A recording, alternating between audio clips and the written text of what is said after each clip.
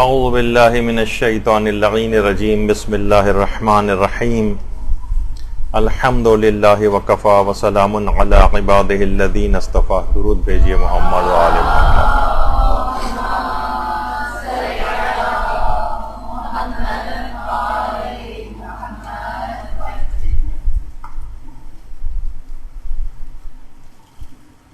آج کس قدر خوش قسمتی کا احساس ہے کہ انتہائی بابرکت دن اس درس کی سعادت نصیب ہو رہی ہے.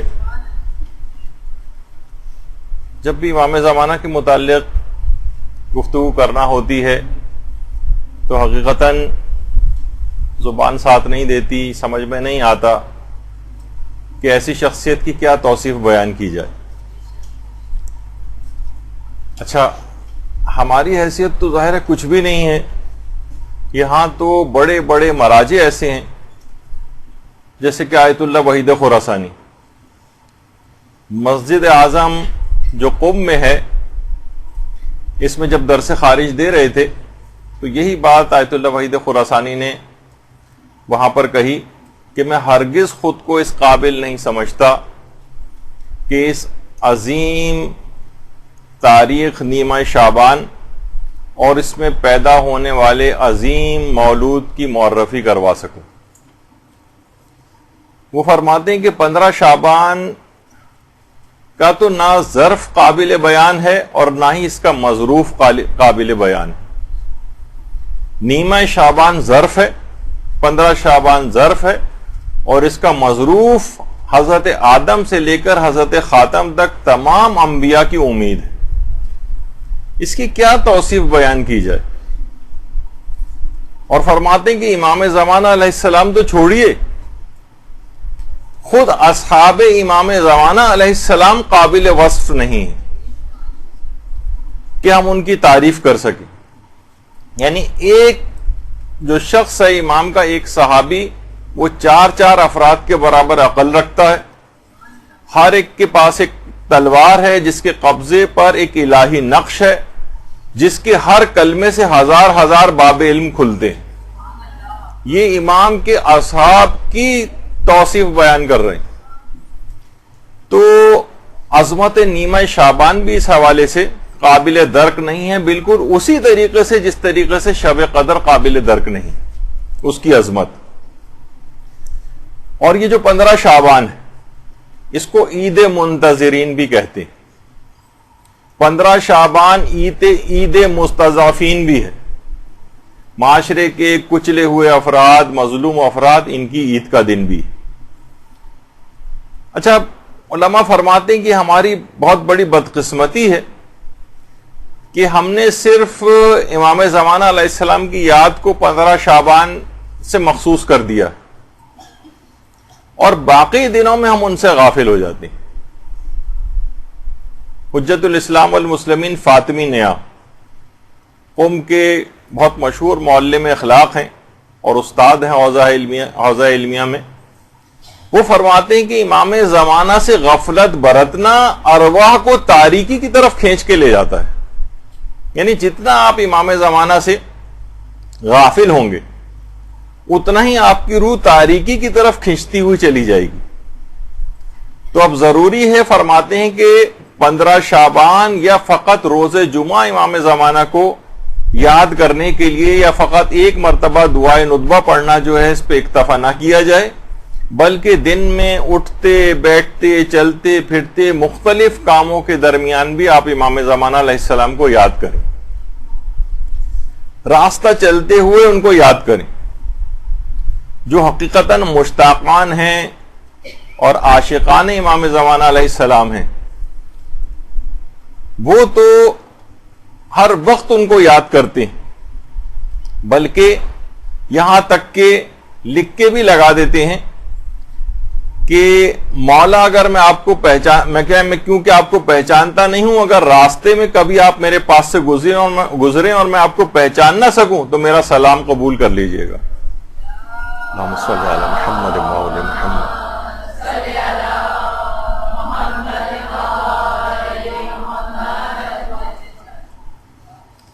تو یہ ارتباط، ایسا توسل، ایسی یاد ان کی بہت ضروری.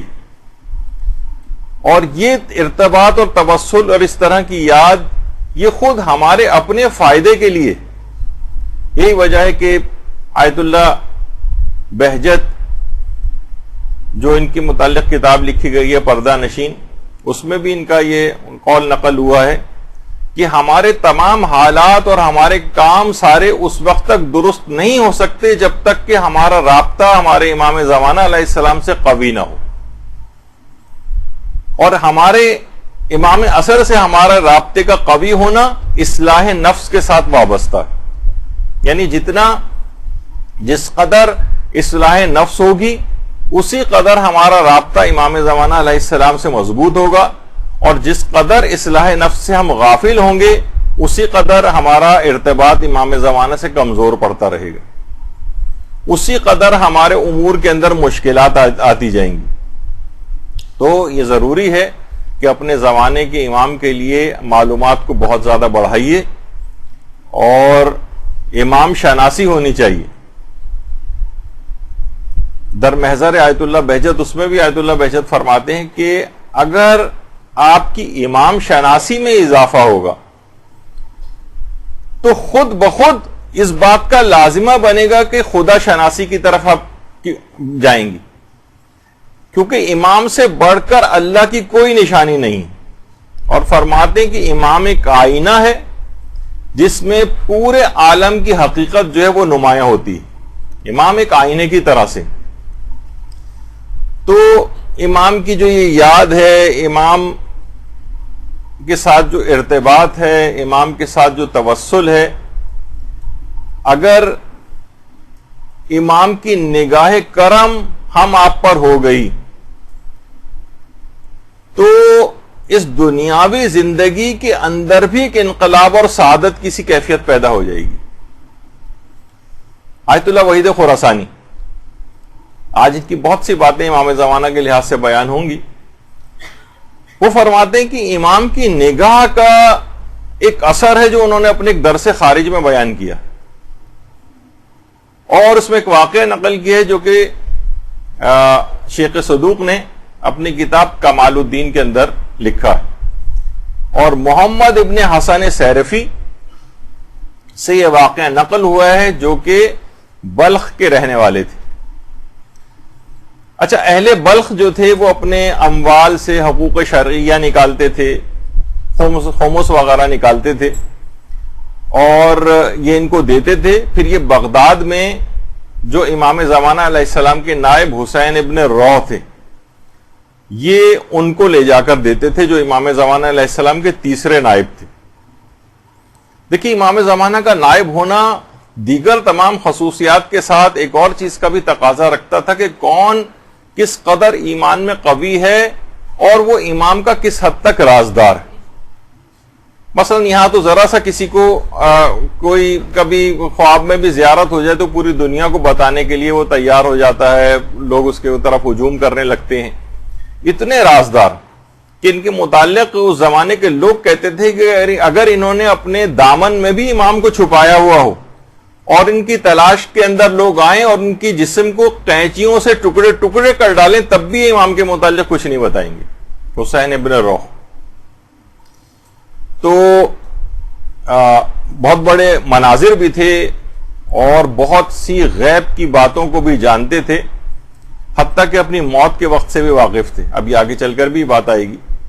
تو آیت اللہ وحید خراسانی فرماتے ہیں کہاں بلخ اور کہاں بغداد. بلخ کے رہنے والے تھے اور بغداد جو وہاں حسین ابن روح وہاں پر تھے. تو حسن ابن سیرفی فرماتے ہیں کہ اتنا دور تھا کہ یعنی جس وقت ایران میں تہران سے صرف مشہد اگر انسان سواری کے اوپر جائے تو 2 مہینے لگتے تھے. تو یہ کرتے تھے کہ جتنے بھی اموال ان کے پاس جمع ہوتے تھے محمد ابن حسن سیرفی کے پاس بلخ میں اور اطراف سے جو لوگ ان کو لے جا کر دیتے تھے. تو اب بھی جس طریقے سے ہوتا ہے کہ اگر اماؤنٹ مثلا کسی جگہ کی کرنسی ڈی ویلیو ہے کچھ ہے اور کسی جگہ پہنچانا ہے تو اس کو ڈالر میں چینج کیا جاتا ہے، پاؤنڈز میں چینج کر کے جو ہے وہ مرجع کے آفس تک بھجوایا جاتا ہے تاکہ ان کی ذرا مقدار بھی کم ہو جائے. یعنی کمیت میں ذرا کم ہو جائیں وہ. تو انہوں نے اپنے تمام اموال کو سونے اور چاندی کے سکوں کے سانچوں میں ڈھلوایا اور سفر کے لیے تیار ہو گئے. اور مدت تک سفر کرتے کرتے سرخس کا ایک علاقہ ہے جو کہ ایران اور ترکمانستان کے درمیان میں اس کی ایک سرحد ہے. وہاں پہنچ گئے. وہاں انہوں نے خیمہ لگایا محمد ابن حسن سیرفی نے, اور زمین پر بیٹھ کر وہ سونے اور چاندی کے سکے جو انہوں نے امام تک پہنچانے تھے ان کو بیٹھ کر گننے لگے. اچھا, اس زمانے میں ریت کے اوپر بیٹھے ہوئے تھے. ایک سکہ کہیں ریت کے اندر ہی کسی جگہ پر گم ہو گیا, چاندی کا سکہ تھا. اچھا, یہ تھے ایک امین شخص. اب انہوں نے کہا ایک سکہ کہاں چلا گیا وہ. بہرحال انہوں نے اپنے ذاتی مال سے اس کمی کو پورا کیا, اور سرخ سے یہ ہمدان آئے, اور ہمدان میں وہاں اس مال کو چاندی کے اندر سانچے میں ڈھلوایا, اور پھر اس کا سکہ بنوایا دوبارہ, اور پھر ہمدان سے ہوتے ہوئے یہ بغداد پہنچ گئے. بغداد میں حسین ابن روح کا جو مکان تھا, وہاں پر بڑی مشکل کے بعد حسین ابن روح کے مکان کو انہوں نے تلاش کیا. بہرحال ان کا گھر مل گیا, اور تمام سونے اور چاندی کے وہ سکے, آیت اللہ وحید خراسانی واقعہ سنا رہے ہیں, تمام سونے اور چاندی کے وہ سکے, ان کی جو تھیلیاں تھیں وہ حسین ابن روح کے سامنے رکھی. حسین ابن روح فرماتے ہیں کہ حسین ابن روح کون ہیں؟ یہ وہی ہیں جنہیں امام زمانہ علیہ السلام کی سانسیں نصیب ہوئی ہیں.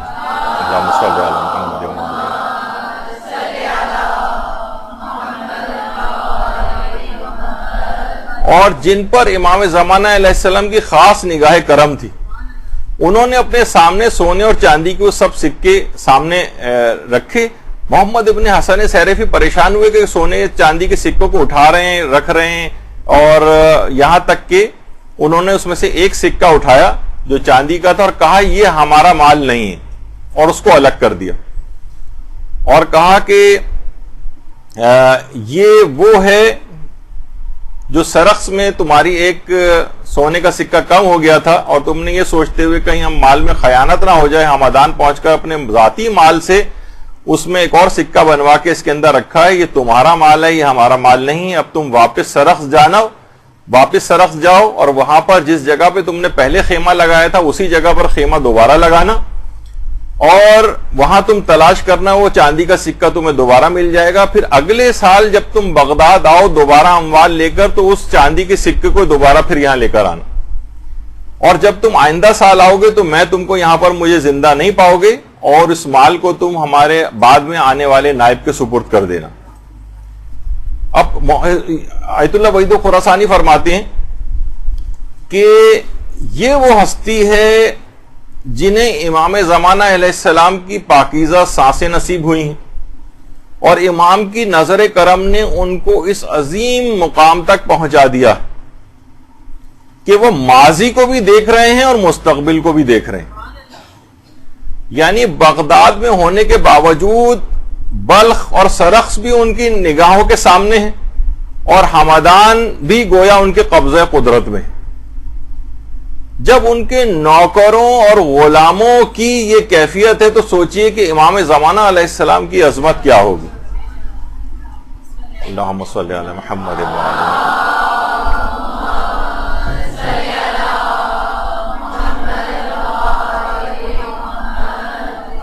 اور فرماتے ہیں کہ آج صاحبان ایمان کی یہ حالت یعنی علماء بیان فرماتے ہیں کہ صاحبان ایمان کی آج یہ حالت ہو گئی ہے کہ گویا ایک لحاظ سے بہت سے وہابیت سے بڑے متاثر نظر آ رہے ہیں, یہاں تک کہ ائمہ کے معجزات کا انکار کر رہے ہیں, ائمہ کی ولایت تکوینی کا انکار کر رہے ہیں, اور ان کے علم غیب اور ان کے ہاتھ میں جو قدرت و طاقت ہے جو پروردگار عالم نے ان کو دی اس پر سوالات اٹھانے لگے ہیں. تو آپ سوچئے کہ جب امام زمانہ علیہ السلام کے غلاموں کی اور ان کے ملازموں کی اور ان کے وکلاء کی اتنی عظمت ہے اور اتنی ولایت تکوینی ان کے پاس ہے کہ وہ ماضی کو بھی دیکھ رہے ہیں, مستقبل کو بھی دیکھ رہے ہیں, ایک ایک چیز ان کی نگاہ کے سامنے ہے, تو امام کی کیفیت کیا ہوگی. جبھی زیارت مطلقہ جو ہے حضرت امیر کی مفاتی کے اندر بھی ہے, بہار کے اندر بھی ہے, کہ آپ خدا کی وہ دیکھنے والی آنکھ اور سننے والے کان ہیں, تو کتنی ان کی شان, کتنی ان کی عظمت ہے. اور جب بھی آیت اللہ بہجت یہ بات بھی بیان فرماتے تھے کہ ہم جو آپس میں بھی جو باتیں کرتے ہیں، مثلا آپ اپنے رشتہ دار سے باتیں کر رہی ہیں، سہیلی سے باتیں کر رہی ہیں، وہ فرماتے ہیں کہ ابھی کوئی کلمہ ہماری زبان سے نکلنے نہیں پاتا، اس سے پہلے امام زمانہ علیہ السلام تک پہنچ جاتا ہے، اس سے پہلے امام زمانہ تک پہنچ جاتا ہے۔ تو آج ہم کسی کے خلاف بات کر رہی ہے، کوئی خاتون اپنی ساس کے خلاف بات کر رہی ہے، اپنی نند کے خلاف بات کر رہی ہے، تو یہ بات دماغ میں رکھے کہ اب یہ منہ سے نکال رہی ہے اور یہ بات امام زمانہ علیہ السلام تک پہنچ رہی ہے، یہ جملہ امام تک پہنچ رہا ہے، سی سی کیمرے ہر جگہ کے اوپر لگے ہوئے ہیں جو ساری رپورٹ امام تک پہنچا رہے ہیں، آپ کا نامہ اعمال امام زمانہ علیہ السلام تک پہنچ رہا ہے۔ تو آپ سوچئے کہ خود آیت اللہ وحید خراسانی فرماتے ہیں کہ جملہ نکالنے سے پہلے سوچ لینا کہ یہ جملہ امام زمانہ علیہ السلام کے قلب نازنی کو کس قدر غمگین کر سکتا۔ تو اچھا، یہ امام اس طرح کے امام ہیں، سارے ائمہ ہی ہمارے، جو ہمارے تمام تر گناہوں کے باوجود ہماری شفاعت پر آمادہ ہیں، اور یہ کبھی دھتکارتے نہیں ہیں آپ کو۔ کتنا ان کا خیال رکھنا چاہیے۔ کتاب جو ہے اوالی اللیالی، اس کی پہلی جلد میں ہے کہ ایک دشمن اہل بیت ہمارے چھٹے امام امام جعفر صادق علیہ الصلوۃ والسلام کی خدمت میں آیا صلی اللہ علیہ وسلم،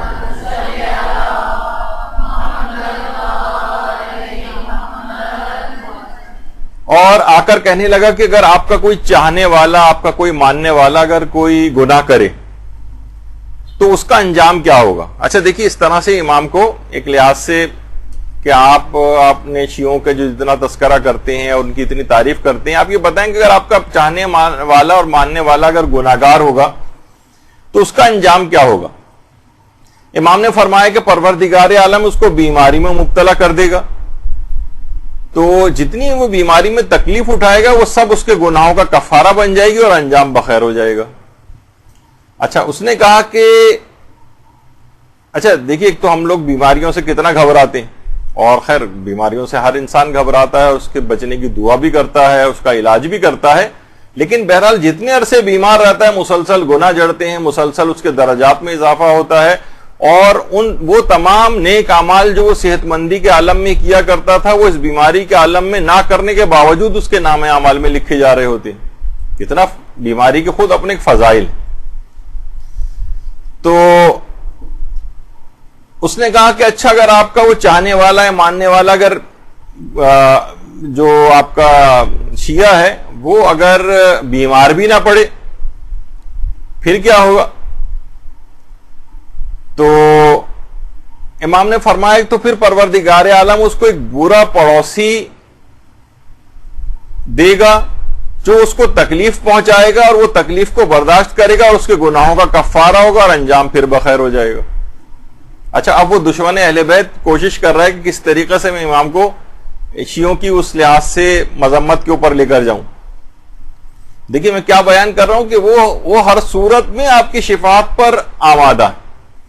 اس نے کہا اچھا، بالفرض اگر ان کے پاس اس کے کوئی برا پڑوسی بھی نہیں، تو امام نے فرمایا پھر اس کو پروردگار عالم کوئی برا دوست دے گا جو اس کو تکلیف پہنچائے گا، اور اس کو تکلیف پہنچانے کا جو بھی اس کو تکلیف پہنچے گی وہ اس کے گناہوں کا کفارہ بن جائے گی۔ اس نے کہا اچھا، اگر کوئی برا دوست بھی نہیں ہے اس کا، پھر اس کا کیا ہوگا؟ امام نے فرمایا پھر اس کو کوئی برا ہمسر ملے گا، مثلا کوئی عورت ہے تو برا شوہر ملے گا، شوہر ہے تو مثلا بری بیوی ملے گی اس کو، جو اس کو تکلیف پہنچائے گی، پھر ان تکالیف کو برداشت کرے گی اور اس کے گناہوں کا کفارہ ہوگا، اور اس طرح سے انجام بخیر ہو جائے گا۔ کہا کہ اچھا مولا، اگر یہ بتائیے کہ اگر اس کو کوئی برا شوہر، یعنی برا شوہر یا بری بیوی سے وہ ملے گی، تو اگر یہ دونوں بھی اگر نہ ملے اس کو تو پھر کیا ہوگا؟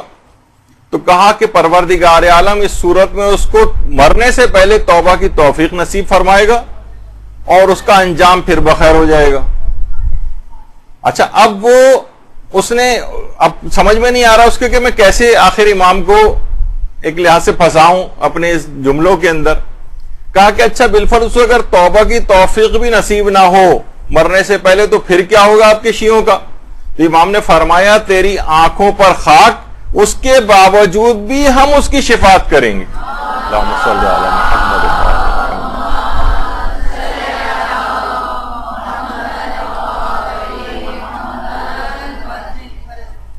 تو اتنی یہ امام یہ اس قدر اپنے چاہنے والوں سے، اس قدر اپنے ماننے والوں سے محبت کرتے ہیں، ہر طرح سے ان کا خیال رکھتے ہیں. اب ان کے چاہنے والوں کو کس قدر اس بات کا اہتمام کرنا چاہیے کہ اپنے امام کے، اتنے چاہنے والے امام کا دل نہ دکھائیں. یہ جو بھی کلمہ منہ سے نکال رہے ہیں سب کچھ امام تک پہنچ رہا ہے، ان کے دل نازنی کو زخمی کر رہا ہے، ان کو غمگین کر رہا ہے. کتنی ہم کو اس بات کی کوشش کرنی چاہیے کہ اپنے زمانے کے امام کو ہم ناراض نہ کریں، ان کے دل کو تکلیف نہ پہنچائیں. آیت اللہ علی آقا قاضی اور آیت اللہ سید جمال الدین گلپائگانی. آیت اللہ سید جمال الدین گلپائگانی کے تو واقعات بہت مشہور ہیں. خود وادی السلام کے قبرستان میں جاتے تھے اور اپنی آنکھوں سے وہاں پر جو برزخی عذاب ہو رہے ہوتے تھے، کیونکہ وادی السلام میں ہر قسم کے مردے جو ہے وہ دفن ہوتے ہیں، اور حتیٰ کہ 5-5, 6-6, 7-7 گھنٹے وہاں پر قبرستان میں بیٹھے رہتے تھے. شاگرد بھی ان کے پریشان ہو جاتے تھے جو ان کے ساتھ قبرستان جاتے تھے، لیکن یہ اپنی چشم برزخی سے ان تمام عذابوں کا مشاہدہ کرتے تھے. اور ان کے استاد تھے ان دونوں کے آیت اللہ ملا حسین قلی حمدانی. یہ وہی ہیں جو کہ حرم امیر المومنین علیہ السلام میں مدفون ہیں، بہت بڑے عالم عارف تھے.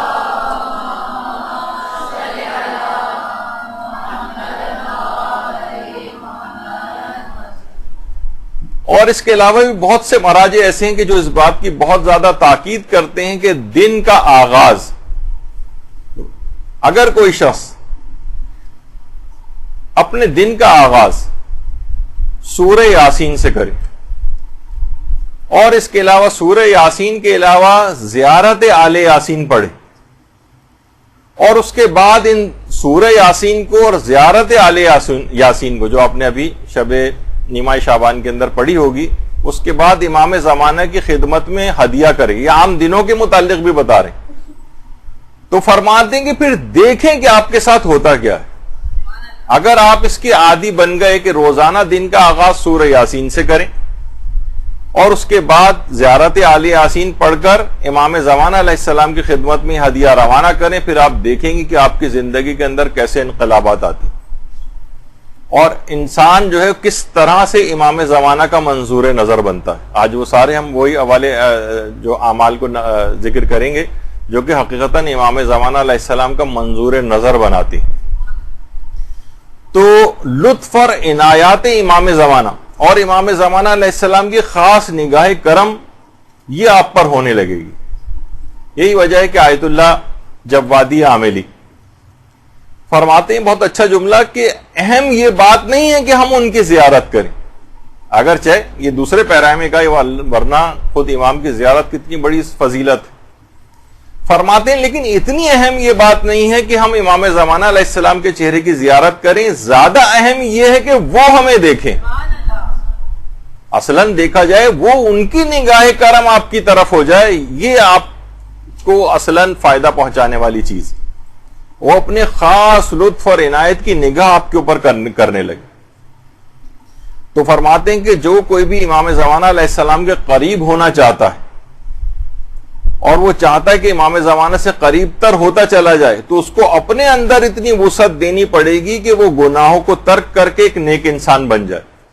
اور فرماتے ہیں اگر کوئی شخص مکمل طور پر اپنے آپ کو بالکل تبدیل کر دے، گناہگار انسان سے ایک نیک انسان کے اندر تبدیل ہو جائے، تو وہ نیک بنتے ہی فوراً ہی محضر امام زمانہ علیہ السلام میں پہنچ جاتا ہے. اللہم صلی علی محمد.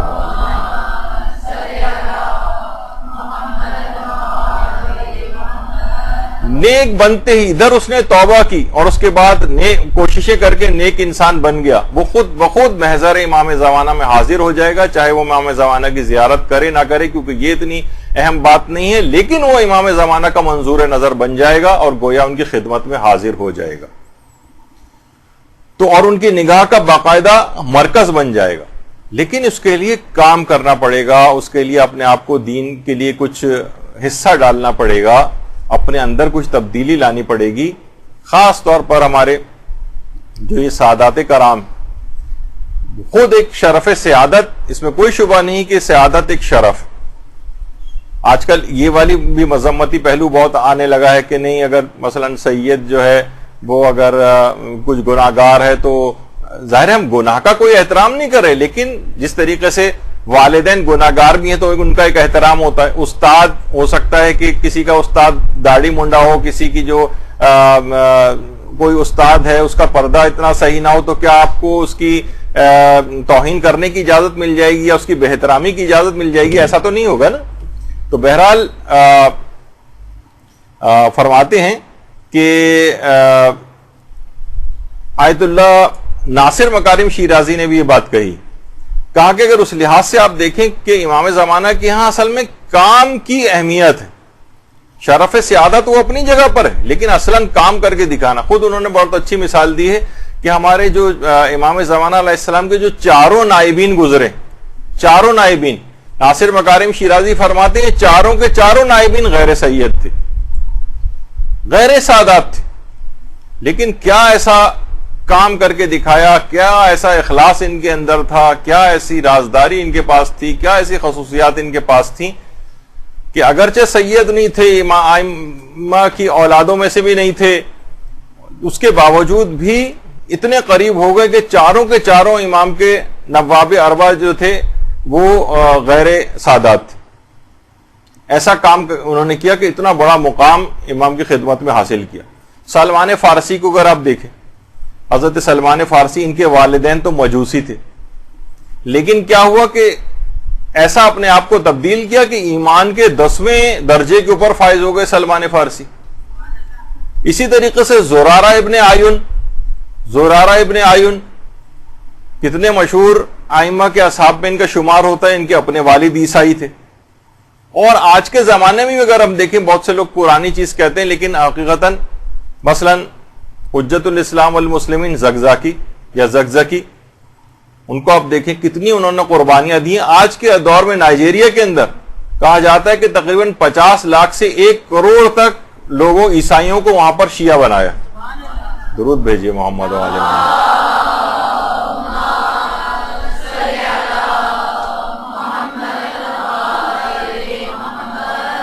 اور ان کے اوپر پھر مظالم جو ڈھائے گئے اور ان کے بچوں کو کس طرح سے شہید کیا گیا. لیکن ظاہر ہے کہ کچھ نہ کچھ کام کر کے دکھانا ہوتا. اب خواہ وہ کام تبلیغات میں آپ کریں، خواہ وہ کام جو ہے اہل بیت سے روشناس کرانے میں کریں، لوگوں کے کردار اور عمل کو بہتر بنانے میں کریں، یعنی اصلاً دیکھا جائے تو کام کر کے دکھانا. امام کی فوج کا، ہراول دستے کا یا ان کی سپاہیہ کے اندر شامل ہونے کا معیار یہ ہے کہ کچھ نہ کچھ کام کرنا. تو بہرحال اب اور جو بھی آپ اعمال انجام دیں گی، دیکھیں ابھی آج بہت سے اعمال بھی بتائے جائیں گے، جو بھی اعمال آپ امام زمانہ علیہ السلام کے لیے انجام دیں گی، جو بھی بلکہ کام جو بھی عمومی طور پر خواہ وہ تبلیغ کے لیے کام ہو یا کسی اور طرح سے، وہ سب کا سب انتہائی اخلاص کے ساتھ امام زمانہ کی خدمت میں بھیجنا. دیکھیے اخلاص حاصل کرنے کے لیے ابھی ایک مہینہ آپ کے پاس آنے والا ہے، رمضان کا مہینہ. رمضان کے روزے صفت اخلاص کو حاصل کرنے کے لیے باقاعدہ روایتوں میں بات آئی ہے کہ صفت اخلاص کے لیے بہت ہی اہم اور کارآمد مہینہ ہے. روزہ کے اندر خصوصیت یہ پائی جاتی ہے کہ اخلاص پیدا کرتا ہے، اور اخلاص ہر چیز کے اندر مطلوب ہوتا ہے، ہر چیز میں، حتیٰ کہ ہر عبادت میں، حتیٰ کہ یہ جو ہم ایک دوسرے کو بعض اوقات ہم دیکھتے ہیں سلام بھی کرتے ہیں نا، تو اس کے اندر کوئی نہ کوئی غرض وابستہ بعض اوقات ہو جاتی. سلام بھی کر رہے ہیں، ذرا اس سے اپنے تعلقات بنانے ہیں، یا وہ فلاں ناراض نہ ہو جائے، یا یعنی بہت سی اس میں غیر الہی ٹائپ کی نیتیں آتی ہیں، یعنی سلام کرنے میں بھی خلوص نہیں. تو جیسے کہ ایک ایرانی شخص کا ایک میں واقعہ پڑھ رہا تھا، جو انقلاب سے پہلے مٹی کا تیل تقسیم کرتا تھا. لوگوں کے گھروں میں پہلے بھی مٹی کا تیل ہوتا تھا. یہاں بھی اگر پرانے زمانے کی کسی کو یاد ہو تو لوگ وہ چھوٹی چھوٹی ٹنکیاں لے کے گلی محلے میں جو ہے وہ بیچتے پھرتے تھے مٹی کا تیل. اچھا، یہ جہاں سے گزرتا تھا لوگ اس کو سلام کرتے تھے، کیونکہ بہرحال یہ لوگوں کی ضرورت تو پوری کرتا تھا. اچھا، جب انقلاب آیا اور اس کے بعد ملک کے اندر ترقی ہوئی ایران میں، تو گھر گھر گیس پہنچ گئی، ہر جگہ ہر گھر کے اندر پائپ لائنیں بچھ گئیں اور مٹی کے تیل کی ضرورت ختم ہو گئی.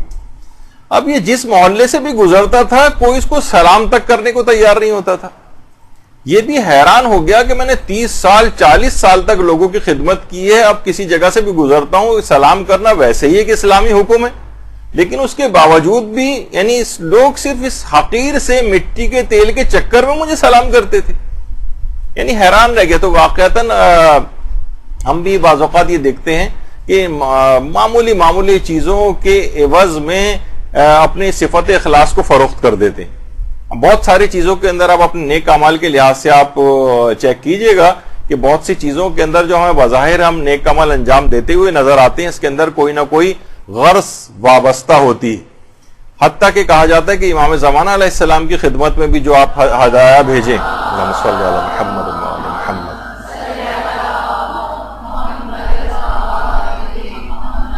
وہ بھی مکمل اخلاص کے ساتھ بھیجیں، مکمل اخلاص کے ساتھ. یعنی بعض اوقات ہوتا ہے ٹھیک ہے ہمارے ساتھ بہت سی ضمنی حاجات تو ہمارے ساتھ لگی ہوئی ہیں، لیکن ہم دیکھتے ہیں دیکھیں پروردگار عالم کی ذات حقیقتاً وہ ذات ہے بہت اعلیٰ و عرفہ ہے، اس میں تو ہم اپنی حاجاتیں سب اس کے سامنے رکھ دیتے ہیں. لیکن امام کو کوئی ہدیہ بھی بھیج رہے ہیں، اس میں بھی ہم نے ضمنی بہت ساری اپنی دنیاوی نیتیں چپکائی ہوئی ہیں اس کے ساتھ، اگرچہ وہ بھی جائز ہیں، کوئی اس کے اندر حرج نہیں ہے. وہ ذات اتنی کریم ہے کہ ان طرح کی کثافتوں کے ساتھ بھی ہمارے ہدیوں کو قبول کر لیتی. لیکن بہرحال ایک مکمل اخلاص کے ساتھ کہ ہمارے زمانے کا امام مولا، ہمیں اس کے عوض میں کچھ بھی نہیں چاہیے، بس یہ حقیر سا ایک تحفہ اور ہدیہ ہی ہم آپ کو آپ کی خدمت میں بھیجنا چاہتے. وہ تو ضمنی فوائد وہ تو سارے ملیں گے. یہاں تک ملتا ہے ہمارے علماء کی سیرت میں. بعض اوقات ہوتا ہے نا کہ بہت سی چیزیں لوگوں کے سامنے جو ہے دینداری زیادہ ظاہر ہوتی ہے، انسان تنہائی میں ہوتا ہے تو اتنی دینداری اس کی ظاہر نہیں ہوتی ہے. آیت اللہ بروجردی کے متعلق یہ بات ملتی ہے کہ جب وہ نماز جماعت پڑھاتے تھے تو نماز جماعت بہت ہی جلد ختم کر دیتے تھے، کیونکہ دیکھیں نماز جماعت کا حکم بھی ہے کہ اس میں اضعف المامومین کا خیال کرنا ہوتا ہے. ہو سکتا ہے کوئی کمزور ہو سکتا ہے کوئی بوڑھا ہو سکتا ہے کوئی حوائج ضروریہ اس کو تنگ کر رہے ہوں، تو انسان مختصر نماز پڑھائے. بہترین نماز اس کو جماعت اس کو کہا جاتا ہے. تو نماز جماعت کو تو آیت اللہ بروجردی بہت ہی جلد ختم کر دیتے تھے. لیکن ایک عالم فرماتے ہیں ایک دفعہ میں ان کے اپنے گھر ان سے ملنے کے لیے گیا، اس وقت آیت اللہ بروجردی 2 رکعت نماز مستحبی پڑھ رہے تھے تو 20 منٹ میں وہ نماز ختم کی. یعنی لوگوں کے سامنے جو نماز جماعت کا جو حکم ہے وہ تو 2 یا 3 منٹ کے اندر پوری جماعت ختم کر رہے ہیں، اور 2 رکعت نماز مستحبی میں جو گھر میں اکیلے پڑھ رہے تھے اس میں پورے 20 منٹ لگائے. تو بعض اوقات یہ ہوتا ہے نا کہ انسان مکمل اخلاص کے ساتھ ایک شخص تھا کہ جس نے وہ حدیث جو ہے وہ پڑھی ہوئی تھی کہ من اخلص اللہ 40 صباحا، وہ جو پوری حدیث ہے کہ انسان اگر اللہ کے لیے اپنے عمل کو 40 روز کے لیے خالص کر لے تو اس کے دل سے حکمت کی موجیں پھوٹنے لگتی ہیں اور اس کی زبان پہ وہ حکمت جاری ہو جاتی. بہت سی حدیثوں کے اندر یہ بات آئی. اچھا، اس نے 40 روز کا یہ عمل کیا، اپنے دل کو خالص کیا، اور لیکن اس نے دیکھا کہ 40 روز گزر گئے لیکن میرے دل سے کوئی بھی حکمت کوئی نہیں پھوٹ رہی، کوئی چیز میری زبان کے اوپر جاری نہیں ہو رہی. تو وہ بڑا پریشان ہوا. اس نے سوچا کہ میں، جیسے کہ آج کل بھی ہوتا ہے کہ فوراً لوگ آج کل حدیث کے اوپر اعتراض کرتے ہیں. کوئی چیز سمجھ نہیں آئی تو اپنے فہم کو یعنی بجائے کہ کسی عالم سے پوچھیں، بجائے اس کے کہ استفسار کریں، کہتے ہیں نہیں ہم اس کو نہیں مانتے کیونکہ ہماری عقل میں نہیں آ رہی. براہ راست بالکل ریجیکٹ کر دیتے ہیں حدیث کو.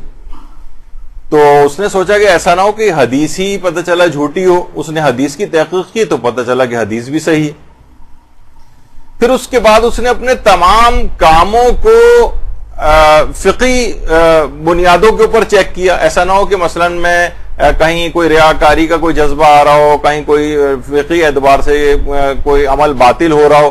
اس نے تمام اپنے اعمال کو بھی چیک کیا، وہ بھی سارے صحیح نکلے. اس کی سمجھ میں نہیں آیا کہ پھر یہ حدیث بھی صحیح ہے، پھر میں نے 40 روز کا یہ عمل کیا پھر بھی میرے دل میں حکمت کے چشمے کیوں نہیں پھوٹے. تو وہ اس کے بعد بابصیرت علماء کے پاس گیا.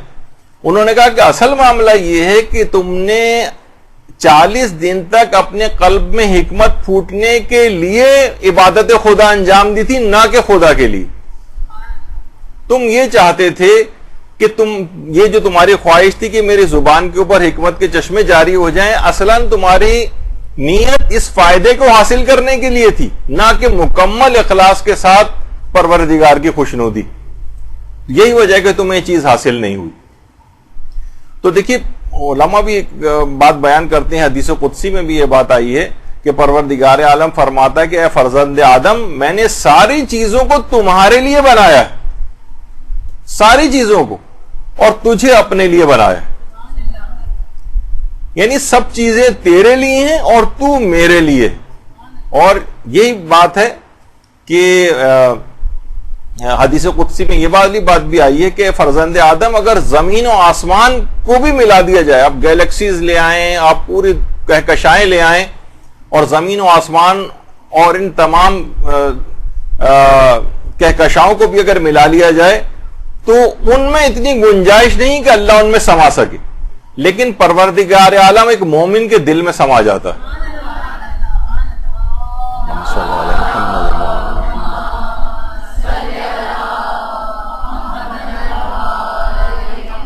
اور ہم ہیں کہ انتہائی معمولی آسائشوں کے لیے اپنے پروردگار عالم کا سودا کر لیتے ہیں.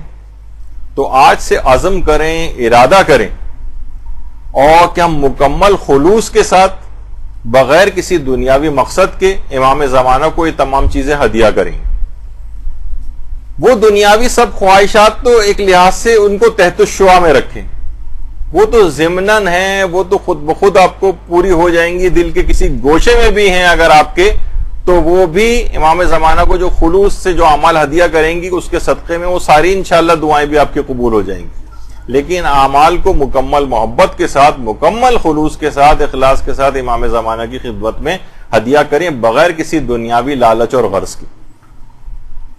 آیت اللہ بہجت سے کسی نے پوچھا کہ ہم جو عزم اور ارادہ کرتے ہیں، دیکھیے عزم و ارادے کی بات ہو رہی ہے نا، ہم جو عزم و ارادہ کرتے ہیں اور عزم و ارادہ کرنے کے لیے کبھی کبھی نظر اور قسم بھی کھا لیتے ہیں. میں نظر کرتا ہوں اللہ کا نام لے کر کہ میں فلاں اگر کام کروں گا تو اس کے لیے نظر کی جاتی ہے، قسم کھائی جاتی ہے. تو کہتے ہیں کہ اس کے باوجود بھی، یہ سوال پوچھا گیا کہ اس کے باوجود بھی عزم و ارادہ پورا نہیں ہوتا، ہماری قسم ٹوٹ جاتی ہے، نظر ہماری ٹوٹ جاتی. کیا ایسا کریں کہ ہمارا عزم اور ارادہ شکستہ نہ ہونے پائے؟ تو بسوئے محبوب کے نام سے جو کتاب ہے اس میں آیت اللہ بہجت نے ایک بہت ہی زبردست نسخہ بتایا. کہا کہ اگر تم ایک منٹ کے لیے بھی اگر تم نے اپنے اندر یاد خدا کو پایا ہے تو اپنے اختیار سے اس کیفیت کو اپنے سے دور نہ کرو. خود بخود ہو جائے، بے اختیار وہ کیفیت دور ہو جائے تو ایک الگ بات ہے، لیکن اپنے ارادے اور اختیار سے اس یاد خدا کی کیفیت، چاہے وہ ایک منٹ کے لیے ہی آپ کے اندر پیدا ہو، یہ بہت مشق اور پریکٹس چاہتی ہے. لیکن اور اس کے بعد اس میں غور و فکر بھی آپ کو بہت کرنے کی ضرورت ہے کہ یہ اس کے اندر کیا مفہوم ہے اور اس کو میں کیسے عمل کر سکتی ہوں. کہا کہ ایک منٹ کو بھی اگر تم نے اپنے آپ کو یاد خدا میں غرق پایا ہے تو ارادتاً اور اختیاری طور پر اس کیفیت کو اپنے سے دور نہ کرو. ہاں، کیونکہ بشری تقاضے ہمارے ساتھ لگے ہوئے ہیں، وسوسے ہمارے اوپر آتے ہیں، ادھر ادھر کی چیزوں میں ہم غرق ہو جاتے ہیں. وہ خود بخود ہم بے اختیار طور پر اس کیفیت سے الگ ہو جائیں تو ایک الگ بات ہے، لیکن اختیاراً اپنے آپ کو اس کیفیت سے دور نہ کرو. اس کی مشق اور پریکٹس کرو تو تمہارا عزم اور ارادہ بہت زیادہ مضبوط ہوتا چلا جائے گا اور کبھی ٹوٹنے نہیں پائے گا. بہت اہم انہوں نے یہ نقطہ ایک بیان کیا ہے، اور اس بہت یہ ایکسرسائز چاہتا ہے، بہت زیادہ مہارت چاہتا ہے، اور اس کو آپ پریکٹس کریں کہ یاد خدا جب بھی آپ کو آتی ہے تو ارادتاً اور اختیاراً اس یاد سے اپنے آپ کو دور نہ کریں. خود بخود ہو جائے تو ایک الگ بات ہے. اچھا، اب ہمارے ساتھ ہوتا کیا ہے کہ کہا جاتا ہے کہ جناب آپ عمل ٹھیک کریں اپنا، تو عمل سے ہمارے دماغ میں ایک بات آتی ہے کہ یا تو ہم یعنی عمل کے اعتبار سے، تقوی و پرہیزگاری کے اعتبار سے یا تو بالکل مقدس اردبیلی بن جائیں، یا پھر دوسرا آپشن یہ کہ شیطان بن جائیں. ارے بھائی، درمیان کے بہت سے مرحلے ہیں، درمیان میں بہت سارے مقامات ہیں. ضروری نہیں کہ یہ دو ایکسٹریمز کے اوپر، جیسے لوگ کہتے ہیں کہ بھئی یہ دیکھیے حج کر کے آئے ہیں، آپ کوئی بھی اس سے بعد میں گناہ کا کام ہوتا نظر آ جائے تو فوراً اس کو اس کے حج کے تانے دینے لگتے ہیں. ٹھیک ہے، اس کم سے کم پوری پچھلی زندگی کے گناہ تو معاف کروا کے آ گیا ہے نا. اور اس سے گناہ بھی ہوں گے اور کتنے مہینے تک اس کے بعد تک اس کے گناہ بھی نہیں لکھے جاتے, یہ بھی روایت کے اندر آیا ہے. تو اس کی چھوٹی چھوٹی چیزوں کو پکڑنا, جس قدر بھی عمل کر رہا ہے پہلے سے تو بہتر ہو گیا ہے نا, پہلے سے بہتر ہو گیا حج کرنے کے بعد, تو ٹھیک ہے اس کو آپ ایک کریڈٹ دیں اس کا, اور اس کی جو خطائیں ہیں اس کو درگزر کریں.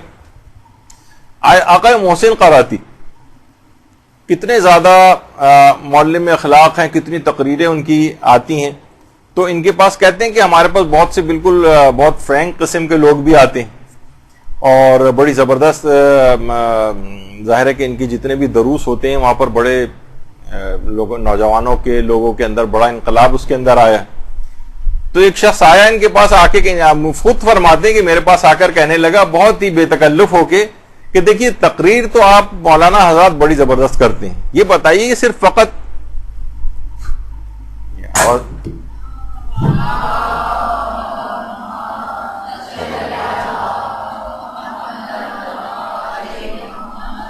کہنے لگے کہ تقریر تو آپ لوگوں کی بہت اچھی ہوتی ہے, بتائیں کہ جتنا آپ تقریر کرتے ہیں ان سب کے اوپر عمل پیرا بھی ہوتے ہیں یا نہیں ہوتے.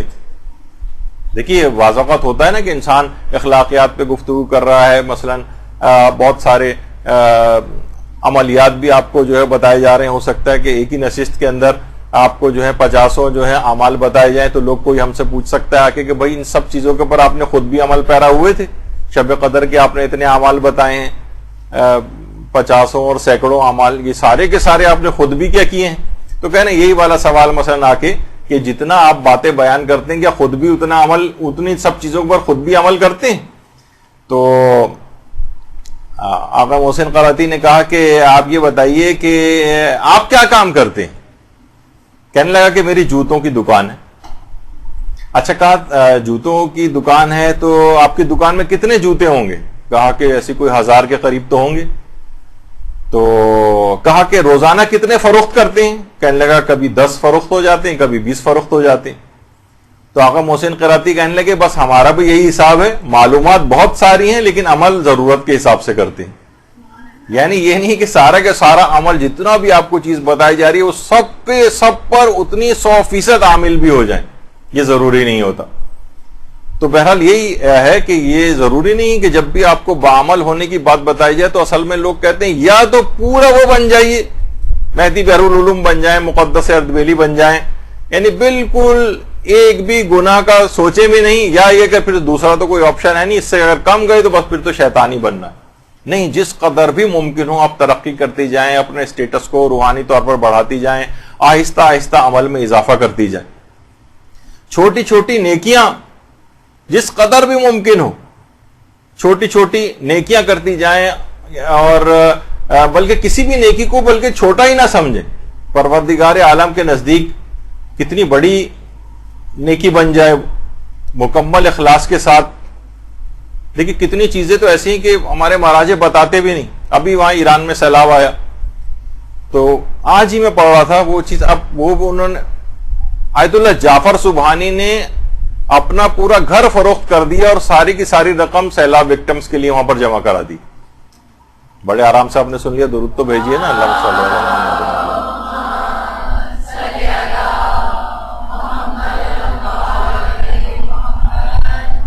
آیت اللہ جعفر سبحانی, اور وہ نہیں صرف چیک دیا تھا, وہ تو بعد میں پھر ظاہر ہے کہ ایران کے اندر یہ چیز ہوتی ہے, لوگوں کی نیکیاں اگر کوئی ہوتی ہیں تو وہ دوسرے لوگ آشکار کرتے ہیں, وہ تو ظاہر ہے خود چھپائے گا. انہوں نے تو خاموشی سے صرف چیک جمع کرایا تھا, لیکن کیا ہے کہ علماء نے اس کو آشکار کیا اور کہا کہ دیکھیں, یعنی اپنا گھر تک فروخت کر دیا اس کے لیے انہوں نے. تو چلیں, یہ تو پھر بھی ایک بڑی بات ہم کو نظر آتی. نجف کے ایک عالم فرماتے ہیں کہ ایک سبزی فروش کی دکان پہ میں نے آیت اللہ علی آقا قاضی کو دیکھا. وادی السلام کا قبرستان شروع ہی ہوتا ہے کہ بالکل شروع میں آیت اللہ علی آقا قاضی کا مقبرہ نظر آئے گا, وہاں کی قبر مبارک ہے. تو وہ نجف کے عالم دین فرماتے ہیں کہ میں نے دیکھا سبزی فروش کی دکان پہ آیت اللہ علی آقا قاضی کھڑے ہوئے تھے, اور وہ سبزی فروش کی دکان پر سے خراب جو سبزی ہے وہ چھانٹ رہے تھے. اس میں کاہو جو کہ سلاد کے پتوں کے طور پر استعمال ہوتے ہیں, اس میں سے سخت اور بوسیدہ قسم کے جو لیوز تھیں وہ اس کی نکال رہے تھے. اچھا یہ مسلسل انہیں آبزرو کر رہے ہیں آیت اللہ علی آقا قاضی. اچھا جوان طالب علم عام طور پر بزرگ اپنے اساتذہ کو دیکھتے ہیں ان کا طریقہ کار کیا ہے,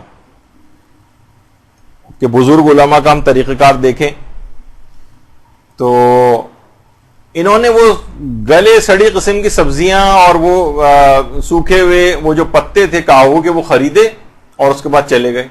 ان نجف کے جو عالم تھے یہ فرماتے ہیں کہ میں نے جا کر ان کو اپنے استاد کو روکا اور کہا کہ آپ نے یہ گلی ہوئی سبزیاں کیوں خریدی؟ تو آیت اللہ علی آقا قاضی نے فرمایا کہ یہ جو دکاندار ہے یہ بہت غریب ہے اور میں کبھی کبھار اس کی مدد کرتا ہوں, لیکن میں اس طرح سے مدد نہیں کرتا کہ اس کی عزت نفس مجروح ہو اور نہ اس کو مفت خوری کی عادت پڑ جائے, یعنی ویسی اگر امداد کی جائے تو مفت خوری کی عادت پڑ جائے گی. اب میں نے اس وجہ سے خریدی ہیں تاکہ اس کا کاروباری نقصان بھی نہ ہو, کیونکہ بہرحال یہ غیر معیاری سبزیاں جو ہیں اور یہ گلا سڑا قسم کا جو کاہو ہے یہ اس سے کوئی بھی نہیں خریدتا, اور اس کے بعد شام کے وقت یہ دکان کو جس وقت بند کر کے جاتا ان سب کو پھینک کر چلے جاتا اور اس کا اتنا نقصان ہو جاتا. تو میں نے اس وجہ سے اس کو خریدی تاکہ اس کی اس طرح سے مدد ہو جائے. تو اتنی چھوٹی چھوٹی نیکیاں جس کی طرف آپ توجہ بھی نہیں کرتے, ان افراد کو اتنے بڑے بڑے مقامات کے اوپر فائز کر دیا. تو آپ کبھی بھی کسی یہ نہ سوچیں کہ بس ہم تو کیونکہ جعفر سبحانی کی طرح سے جو اپنے گھر کو فروخت نہیں کر سکتے تو ہم کوئی اور نیکی بھی نہیں کر سکتے. نہیں, چھوٹے لیول کی بھی بہت ساری نیکی ہیں جو بظاہر دیکھیں اللہ کے نزدیک کوئی نیکی چھوٹی اور بڑی نہیں. جس طریقے سے اللہ کے بارگاہ میں کوئی بھی گناہ جو ہے چھوٹا بڑا نہیں ہوتا, ہر جو گناہ ہے وہ اس کی بارگاہ میں دیکھیں کہ کس ذات کی نافرمانی کی جا رہی, اسی طریقے سے کس ذات کو خوش کیا جا رہا ہے وہ عمل بھی کبھی چھوٹا نہیں ہوتا. تو کوشش کریں کہ جس قدر بھی ممکن ہو نیکیاں کرتے چلے جائیں اور مکمل اخلاص کے ساتھ اس کا ہدیہ امام زمانہ علیہ السلام کی خدمت اقدس کے اندر پیش کریں. اللہم صلی اللہ علیہ وسلم.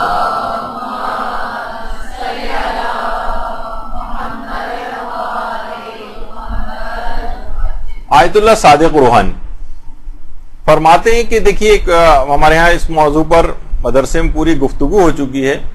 ایام عزا کے بعد جو ذاکری کلاسز ہوئی تھی اس میں فقہ عزاداری کے عنوان سے پھر اس کے اندر بہت سے ضمنی مسائل کے اوپر بھی گفتگو ہوئی تھی. تو پوری ایک نشست پر ہوئی تھی کہ ائمہ معصومین کا مجالس عزا کے اندر آنا اور حاضری دینا یہ کیا ممکن ہے یا نہیں ہے, اس پہ پوری گفتگو ہوئی تھی. واقعات سارے بیان ہوئے تھے, علماء اور مجتہدین کے فتاوے اور نظریات بیان ہوئے تھے, وہ جو شوقین ہو وہ سن سکتی ہیں اس کو. تو آیت اللہ صادق روحانی فرماتے ہیں کہ امام زمانہ علیہ السلام اور حضرت زہرا اور معصومین علیہم السلام اللہم صلی علی محمد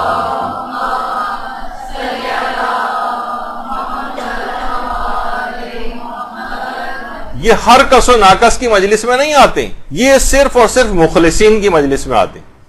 کسی نے اگر جو ہے بہت زبردست قسم کا تبرک بنوایا ہوا ہے اور ریاکاری کے نظریے سے بنوایا ہوا ہے, یا مثلا وہ سیاسی حلیم وغیرہ جو کیا ہوا ہے اس کے اندر کوئی اس نے مجلس برپا کی ہوئی ہے لوگوں سے تعلقات بنانے کے لیے, مثلا امید ہے کہ انشاءاللہ لوگ اس قسم کے نہیں رکھتے ہوں گے, لیکن وہ فرماتے ہیں کہ جو باقاعدہ حقیقتاً اخلاص کے ساتھ یہ چیزیں برپا کرتا ہے وہاں پر یہ شخصیات تشریف لاتی. لیکن اس کے علاوہ جو غیر مخلص ہیں یا کوئی دنیاوی قسم کی کوئی آلائش ان کی نیتوں کے اندر پائی جاتی وہاں پر یہ شخصیات تشریف نہیں لاتی. تو بہرحال یہ دماغ میں رہے کہ یہی وجہ ہے کہ آیت اللہ بہجت کے متعلق بھی یہ بات ملتی ہے کہ آیت اللہ بہجت یہ بات فرماتے تھے کہ جو انسان کا ہم ظاہر ہے کہ ہماری مقصد کیا ہوتا ہے کہ کسی طریقے سے ہمیں امام زمانہ علیہ السلام کی زیارت نصیب ہو جائے, اور بہت بڑی خوش قسمتی کی بات ہے زیارت نصیب ہونا, کتنی عظمت کی بات ہے زیارت نصیب ہونا, اور کتنا شوق ہے کہ شخص کو ہونا چاہیے. اور علماء ایک بات اور بھی کہتے ہیں کہ شاید اس کا بہت زیادہ تعلق تقوی و پرہیزگاری سے بھی نہیں, امام زمانہ کی زیارت کا نصیب ہونا زیادہ اس بات کا متقاضی ہے کہ آپ کے اندر ان کی زیارت کی تڑپ کتنی پائی جاتی. ضروری ہو سکتا ہے کہ ایک شخص اتنے تقوی کے اتنے معیار کے اوپر نہ ہو, لیکن اس کے باوجود اس کو امام کی زیارت نصیب ہو جائے. لیکن فرماتے ہیں کہ شاید ضروری نہیں ہے کہ انسان امام عصر کی خدمت میں ہمیشہ مشرف ہونے کی کہ در پہ ہو، شاید اس سے بھی زیادہ بہتر یہ ہے کہ وہ 2 رکعت نماز پڑھے اور ائمہ سے توسل کرے اور اس کا ہدیہ امام زمانہ کی خدمت میں بھیج دے۔ دیکھیں کتنے ایسے ہیں لوگ اور علماء بھی، اور فرماتے ہیں یا تو 2 رکعت نماز پڑھ کے شاید یہ امام زمانہ کی زیارت سے بھی زیادہ بہتر یہ والا کام ہو۔ یہ بہت سے لوگوں کو شاید یہ بات ہضم بھی نہ ہو، لیکن آیت اللہ بہجت نے بات فرمائی کہ شاید اس سے زیادہ بہتر خلوص کے ساتھ 2 رکعت نماز پڑھ کے امام کو ہدیہ کرے، یا پھر امام زمانہ علیہ السلام کے لیے دعائے فرج پڑھے۔ دعائے فرج شاید یہ زیادہ بہتر ہو، اس سے امام زیادہ خوش ہوں گے بنسبت اس کے کہ صرف ان کے چہرے کی زیارت کر لی جائے، اگرچہ وہ بھی بہت عظمت کی بات، لیکن فرماتے ہیں اس سے بھی زیادہ بہتر یہ ہے کہ آپ ان کی خدمت کے اندر یہ والے اعمال، خواہ وہ 2 رکعت نماز، عام سی 2 رکعت نماز فجر کی طریقے سے پڑھ کر پورے خلوص کے ساتھ اس کا ثواب امام زمانہ کی خدمت میں ہدیہ کریں، حتیٰ کہ آپ اپنی واجب نمازوں، حتیٰ کہ اپنے واجب روزوں، حتیٰ کہ اپنے واجب حج، اور مثلا آپ نے خمس نکالا، اپنا واجب خمس نکالا، اور اس کے باوجود اس کا ثواب امام زمانہ خلوص سے امام کی خدمت کے اندر ہدیہ کر دیں۔ جتنے بھی آپ اس طرح سے واجبات انجام دیتی ہیں اور حتیٰ کہ حرام سے بچنے خود ایک ثواب کا باعث ہے، یعنی اپنے نیک اعمال کو امام زمانہ کی خدمت میں ہدیہ کریں، شاید ہی اس سے بھی زیادہ بہتر۔ اور ایک بات منسوب ہے آیت اللہ مرشی نجفی سے، یعنی تحقیق تو نہیں کی نہ کسی کتاب کے اندر الگ سے اس بات کو پڑھا ہے، لیکن بہت سی چیزیں مشہور بھی ہوتی ہیں۔ وہ فرماتے ہیں کہ جب بھی میں نے زیارت آل یاسین پڑھی میری ہمیشہ امام زمانہ سے ملاقات ہوئی۔ یہ بات مشہور ہے ان کے لحاظ سے۔ اللہم صلی علی محمد۔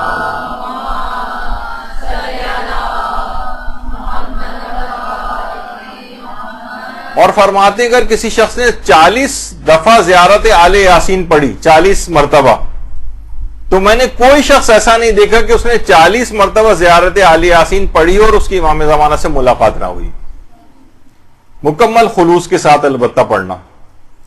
اور آیت اللہ عبد الکریم کشمیری فرماتے ہیں کہ اگر آپ یہ بات چاہتے ہیں کہ آپ 1 گھنٹہ خدمت امام زمانہ میں حاضر ہوں، اگر آپ چاہتے ہیں کہ 1 گھنٹہ خدمت امام زمانہ میں حاضر ہوں اور ان سے فیوض و برکات کو آپ حاصل کریں، تو خلوت کی جگہ پر بیٹھ کر زیارت آل یاسین پڑھیں۔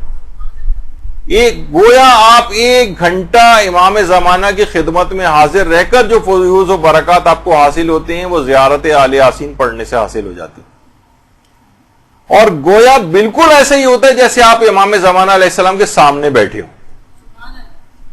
یعنی زیارت آل یاسین پڑھنا ایسا ہی ہے، آیت اللہ عبد الکریم کشمیری فرماتے ہیں کہ جیسے آپ امام زمانہ کی خدمت میں بیٹھے ہوئے ہوں۔ تو اور یہ سب چیزیں کیا ہیں؟ یہ آپ کو امام زمانہ کا منظور نظر بناتی ہیں یہ سارے اعمال۔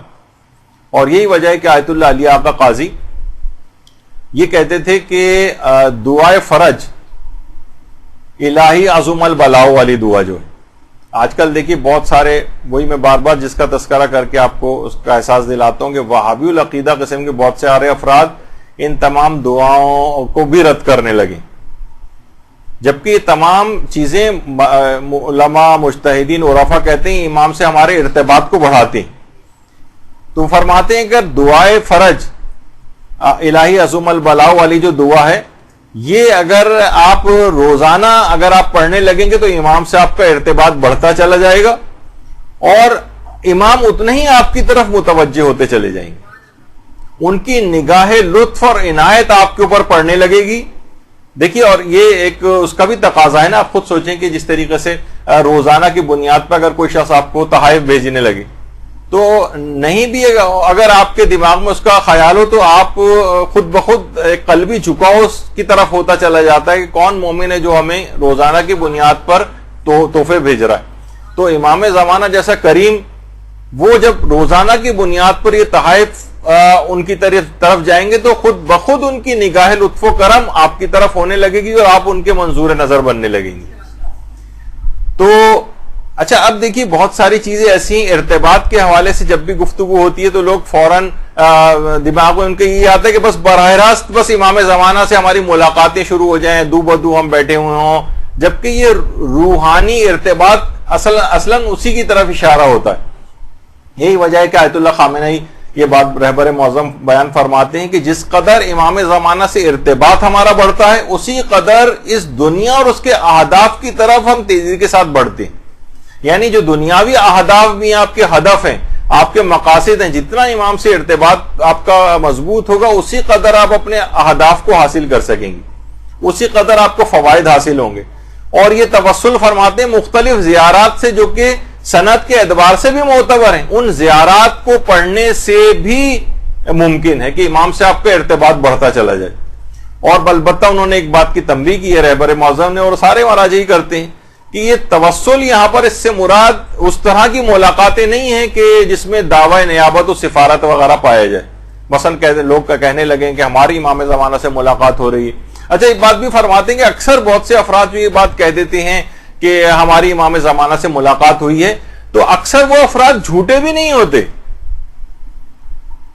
بلکہ وہ ایسا تخیل کرتے ہیں، یعنی اپنے آپ کو اس قدر اس میں لے جاتے ہیں کہ جیسے امام زمانہ سے وہ مل رہے ہیں.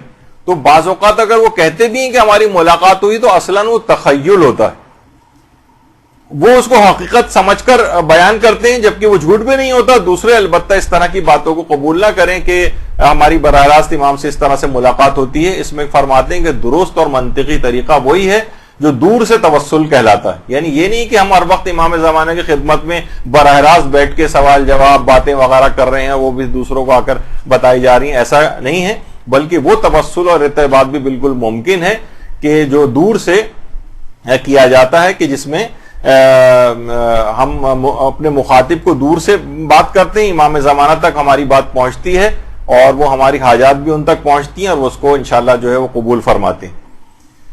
تو یہ بالکل اس طرح سے ممکن ہے. البتہ یہ تاثر بھی نہ ہو کہ اس کے اندر کوئی اس طرح کی بات کی جا رہی کہ امام زمانہ، کیونکہ اس کا بھی انکار ہونے لگا کہ اصلاً امام زمانہ کی زیارت ممکن ہی نہیں. یہ بھی بہت ساری جگہوں پہ اس طرح کی سوشل میڈیا پہ بحثیں شروع ہو گئی ہیں. تمام مراجع نے کہا کہ نہیں، ممکن تو ہے کہ امام زمانہ علیہ السلام کے رخ زیبا کی زیارت کسی کو ہو جائے، بالکل یہ ممکن ہے. اور البتہ یہ ضرور ہے کہ اس میں تڑپ کو فوقیت ہے کہ آپ کے دل میں کتنی شوق اور تڑپ جو ہے وہ پائی جاتی. اچھا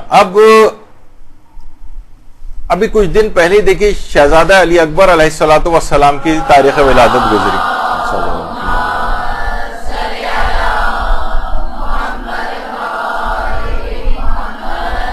علماء بیان فرماتے ہیں حضرت علی اکبر علیہ الصلوۃ والسلام امام زمانہ علیہ السلام کی شبیہ، اور حضرت امام زمانہ علیہ السلام حضرت علی اکبر علیہ السلام کی شبیہ.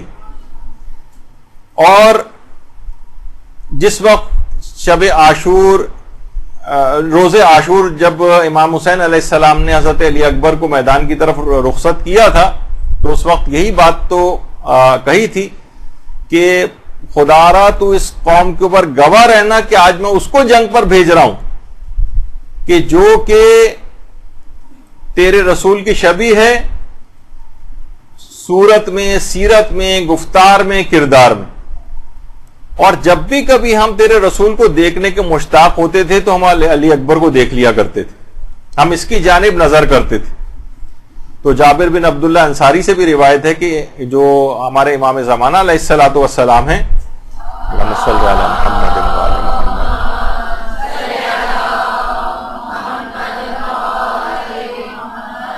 وہ رسول اللہ کے ہم نام بھی ہیں اور ان کی ہم کنیت بھی، اور صورت اور سیرت میں بہت زیادہ پیغمبر اسلام کے مشابہ ہیں. تو اگر کسی شخص کو بھی زیارت نصیب ہوتی ہے امام زمانہ علیہ السلام کی، تو گویا اس کو رسول خدا کی بھی زیارت نصیب ہو گئی اور اسے شہزادہ علی اکبر کی زیارت بھی نصیب ہو گئی. ضرور بھیجیے محمد علی محمد صلی اللہ علیہ وسلم.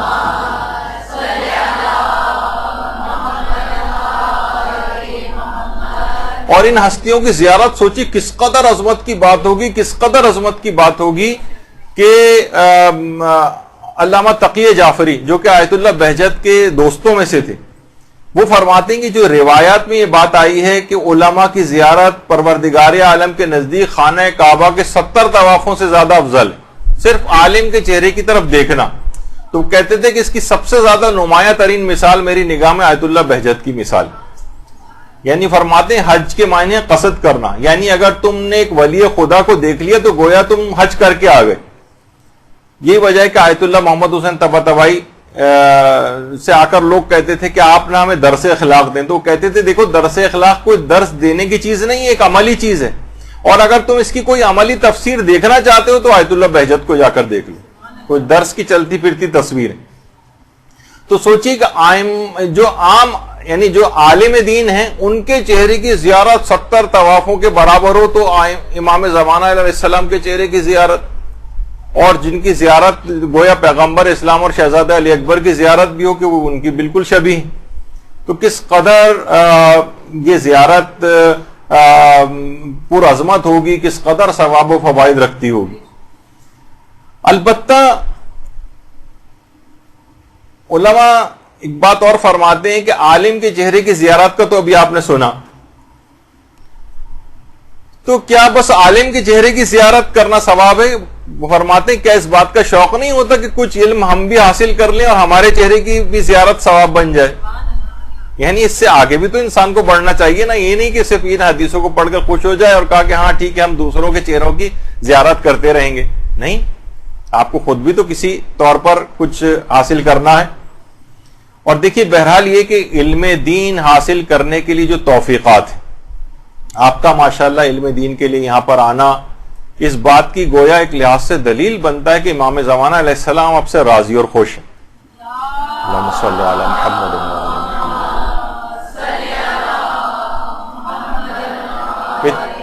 اتنی شدید گرمی میں اس قسم کے جبکہ مصروفیات ہیں گھروں کے اندر، اس میں بھی ان کو چھوڑ کر مدرسے علم حاصل کرنے کے لیے آپ کا آنا انشاءاللہ اس بات کی علامت اور ایک نشانی بنتا ہے کہ امام زمانہ آپ سے راضی اور خوش ہوں گے. تو بہرحال اپنی اس نسبت کی حفاظت کریں اور اس کو کنٹینیو کریں علم کے سلسلے کو. آیت اللہ شیخ عبد الکریم حائری، انہوں نے خواب میں دیکھا کہ حضرت امیر المومنین علیہ الصلوۃ والسلام قوم تشریف لائے. صلی اللہ علیہ محمد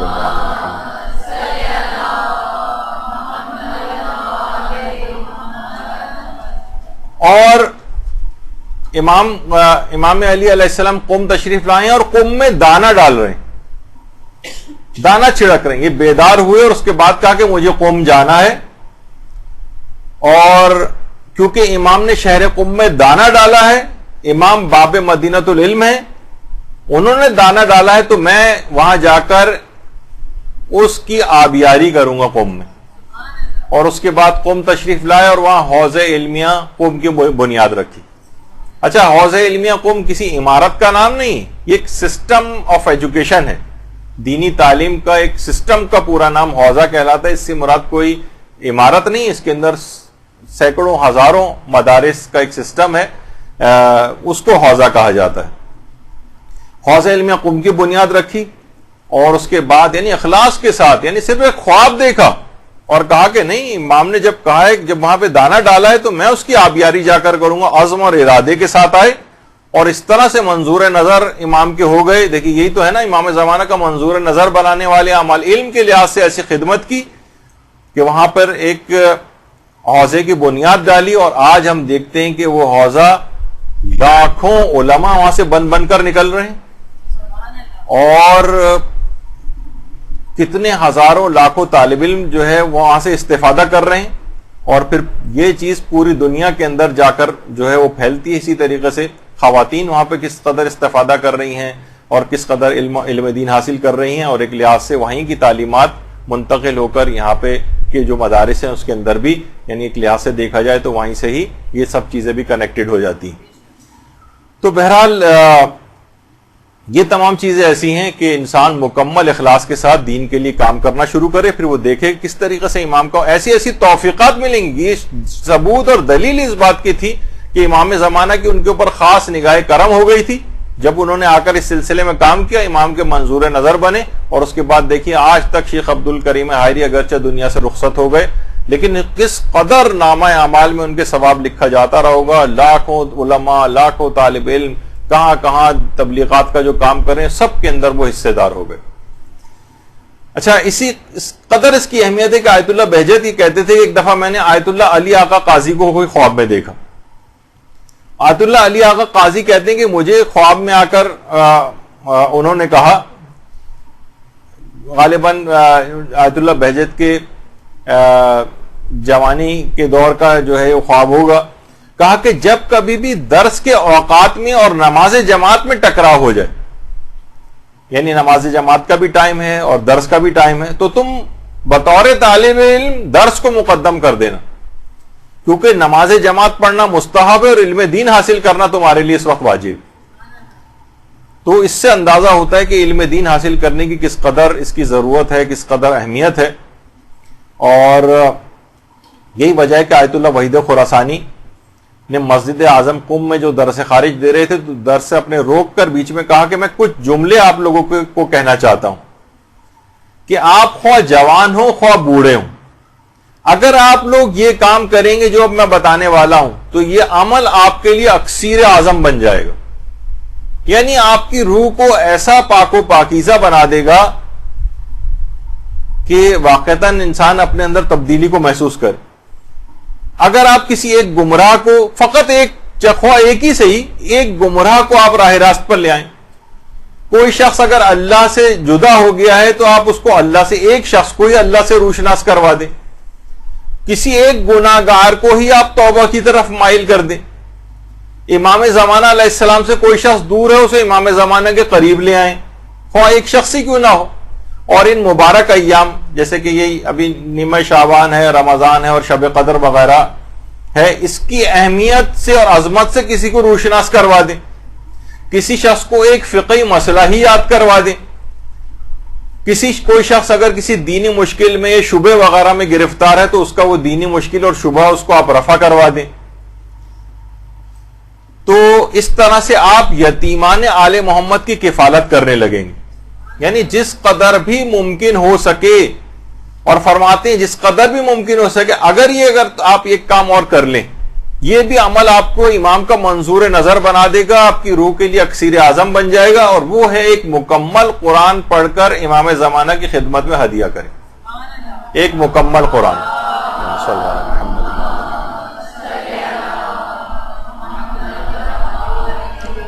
اب اس میں میں آپ کو ایک اپنی طرف سے ایک اضافہ کر کے ایک بات اور بیچ میں بتا دوں.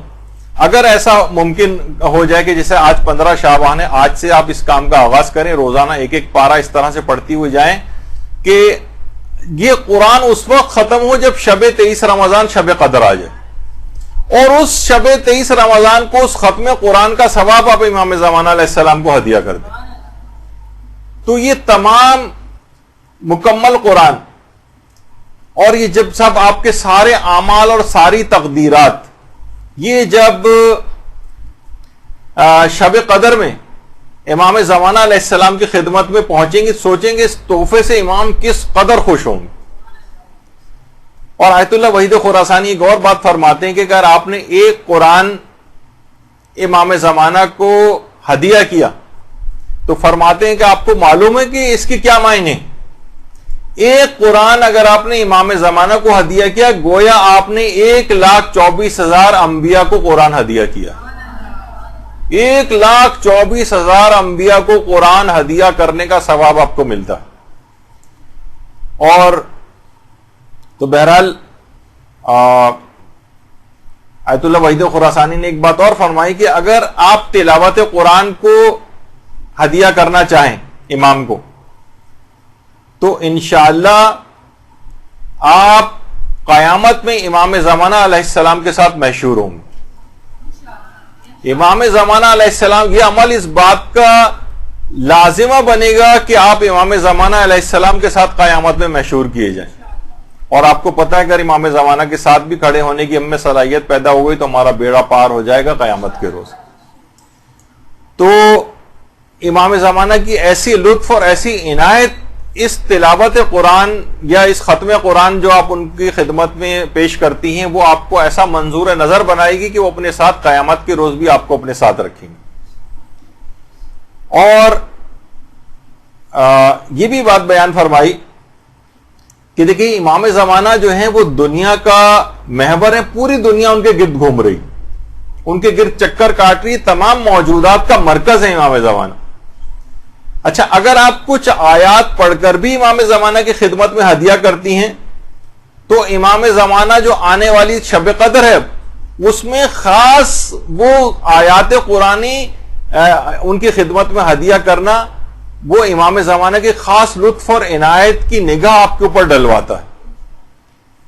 اور آیت اللہ وحید خراسانی یہ بات بھی فرماتے ہیں کہ قرآن اور امام زمانہ کی جو عنایات ہیں یہ جب باہمی طور پر ضمیمہ ہو جائیں، یہ جب دونوں چیزیں مل جائیں آپس میں، جب یہ دونوں چیزیں مل جائیں گی تو واقعتاً آپ کی روح کو فرماتے ہیں کہ معراج نصیب ہو جائے گی.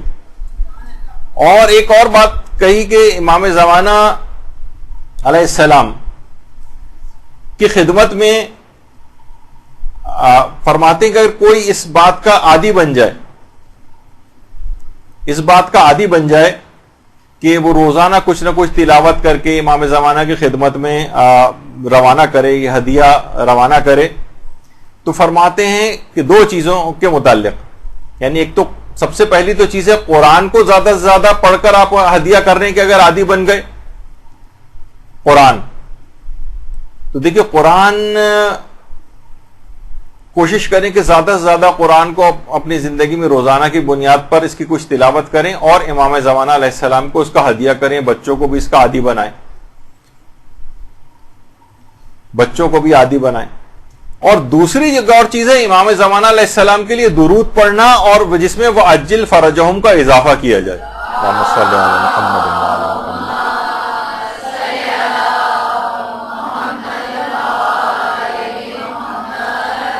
تو اس کے بہت زیادہ آثار معنوی یہ آپ کو محسوس ہوں گے، بہت زیادہ. یہی وجہ ہے کہ آیت اللہ بہجت سے کوئی آ کر کہتا تھا کہ آپ ہمیں بتائیں کہ ہم کوئی ایسا عمل ہمیں بتائیں کہ ہمیں بہت زیادہ اشتیاق ہے امام زمانہ علیہ السلام کی زیارت کا، کوئی دعا بتائیں. تو آپ فرماتے تھے کہ زیادہ سے زیادہ درود پڑھو اور امام زمانہ علیہ السلام کی خدمت میں ہدیہ کرو، انشاءاللہ تم کو ان کی زیارت نصیب ہو جائے گی. تو بہرحال خود کا ایک تو ہے کہ بہت زیادہ، اور ایک بات اور آیت اللہ بہجت سے منسوب ہے، البتہ اس لحاظ سے میں نے الگ سے اس کی کوئی تحقیق نہیں کہ کس جگہ پہ انہوں نے بات کہی، لیکن بہت زیادہ یہ بات ان سے کہی جاتی ہے. اور وہ ظاہر ہے وہ ساری چیزیں وہی ہیں جو ابھی آپ نے نیمہ شعبان میں اعمال جو خاص طور پہ جو ابھی انجام دیے ہیں اس میں کہا کہ جو ان اعمال کو انجام دے گا، اور جو آپ کو چاہیے کہ ان اعمال کو انجام دیں، جو ابھی آپ نے کل رات کو بھی انجام دیے ہیں، اب دیکھیے گا اس کے اندر کون کون سے کوئی چیز رہ تو نہیں گئی، عمومی زندگی میں بھی اس کو رائج کرنے کی وہ کوشش کریں.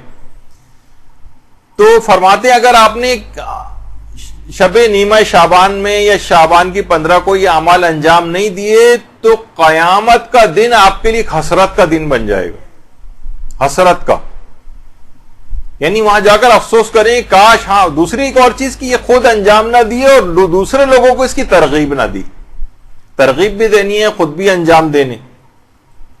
ان میں ایک فرماتے ہیں وہ جو اعمال ہیں اس کے ایک تو 15 شعبان کا ایک جو غسل ہے، بہرحال وہ رجائے مطلوبیت کی نیت سے کیا جاتا ہے، لیکن بہرحال جو اعمال ہیں اس روز کی.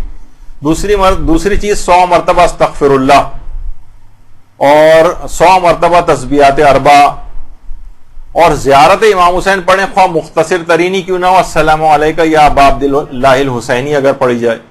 اس کے علاوہ یہ کہ نماز جعفر طیار، اور اس کے علاوہ دعائے کمیل، اور ظہور امام زمانہ علیہ السلام کے لیے سلامتی کے لیے صدقہ دینا، امام زمانہ کے لیے ان کی سلامتی کے لیے صدقہ دینا.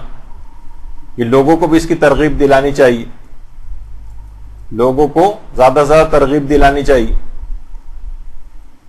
اور آیت اللہ امینی ایک بات اور فرماتے تھے کہ امام زمانہ کے لیے صدقہ خاص طور پر 15 شعبان کو بھی دیں، اور اس کے علاوہ شب عاشور بھی اور روز عاشور بھی امام زمانہ کے لیے خاص طور پر صدقہ دینا چاہیے، کہ اس رات کو اور اس دن امام زمانہ کا دل بہت زیادہ غمگین ہوتا، ان کے لیے خاص طور پر اس وقت صدقہ نکالنا چاہیے. اور آیت اللہ بہجت اور کہتے تھے کہ جو سب سے بڑی مصیبت ہے، یہ 2 چیزوں سے مصیبت دور ہو سکتی ہے آج کی، ایک تو سورہ مومنون کی تلاوت سے اور امام زمانہ علیہ السلام کے لیے صدقہ دینے سے. ہم جن مصیبتوں کے اندر گرفتار ہیں تو زیادہ سے زیادہ اس لحاظ سے صدقہ دینا. دیکھیے ایران کے اندر تو باقاعدہ اس طرح کی بہت ساری چیزیں بہت وہاں پر رائج ہیں کہ وہاں جانور باقاعدہ ذبح کر کے اور گوسفند بھی ذبح کیے جاتے ہیں، اور ایک ایک وقت میں 70 جانور ذبح کر کے امام زمانہ کو صدقہ کیے جاتے ہیں باقاعدہ. تو اس کے علاوہ دعائے فرج، کچھ آیت اللہ وحید خراسانی نے کچھ اعمال اور بتائے ہیں جس کے اندر ایک دعائے فرج بھی ہے. دعائے فرج کو زیادہ سے زیادہ پڑھنے کی بہت زیادہ ہلاکت و گمراہی سے بچنے کا ایک نسخہ بھی بتایا گیا ہے. اور اس کے علاوہ جیسے کہ ابھی آیا امام زمانہ کے لیے زیادہ سے زیادہ فرج کی دعا کرنا، جب بھی کہتے تھے کہ تمہیں قینچی سے اپنی آنکھوں کے سامنے پڑے ہوئے 1,00,000 سے زائد حجابات کو بھی کاٹ دینا چاہیے جو دیدار حضرت امام زمانہ سے روکتے ہیں.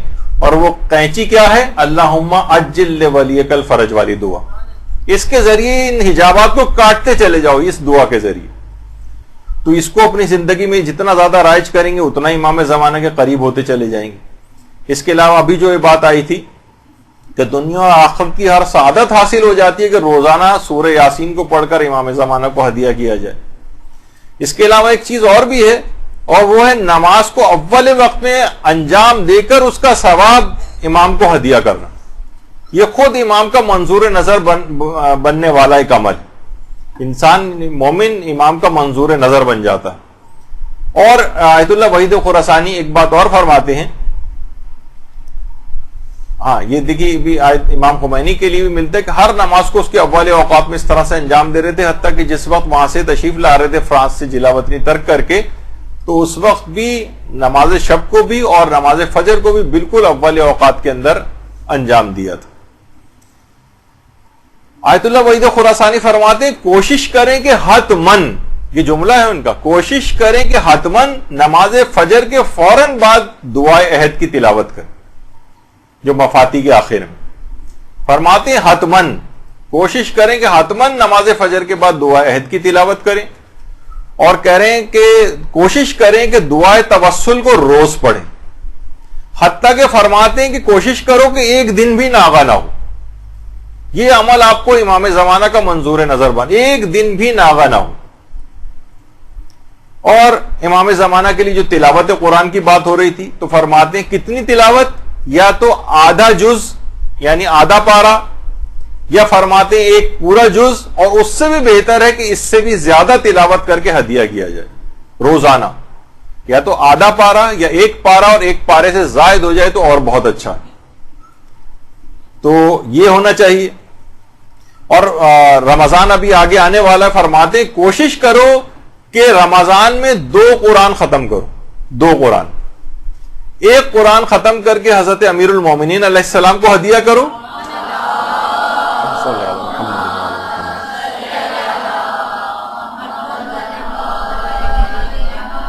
اور دوسرا قرآن ختم کر کے امام زمانہ علیہ الصلوۃ والسلام کو ہدیہ کرو.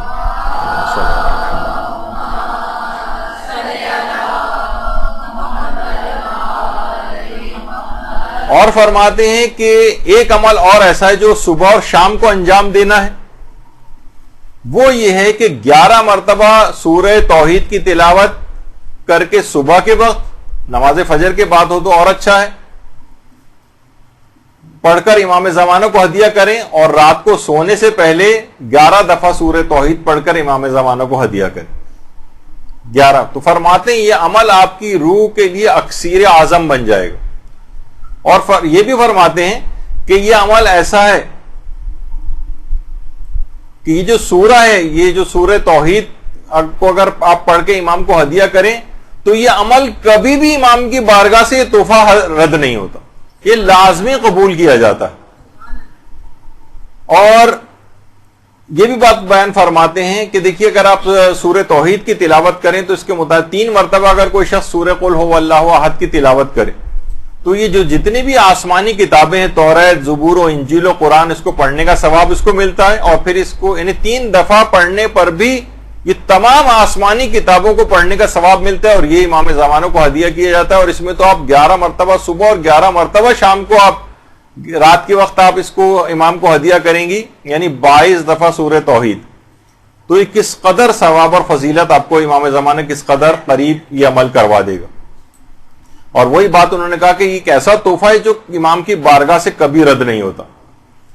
اور اس کے علاوہ فرمایا وہی بات کہ جو صدقہ دینے کی بات ہے، اس میں ہمارے علماء یہ بات بھی بیان فرماتے ہیں کہ اس میں ایک کام اور کر لیں تو اس میں کبھی صدقہ بھی کبھی رد ہونے کا امکان نہیں ہوگا. وہ یہ ہے کہ صدقہ امام زمانہ کو امام رضا علیہ السلام کی طرف سے ادا کیا جائے. درود بھیجیے نا محمد علیہ محمد.